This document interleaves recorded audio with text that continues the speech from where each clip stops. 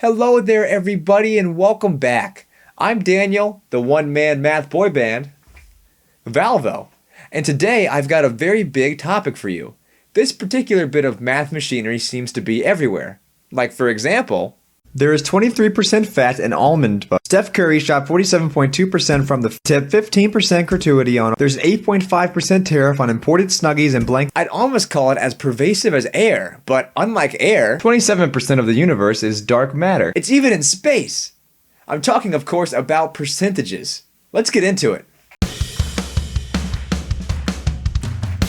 So percent means per hundred.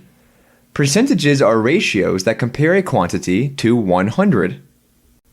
For example, 33% means 33 per 100 and can also be written 33 over 100 or 0.33. Shortcut. Anytime you have a percent,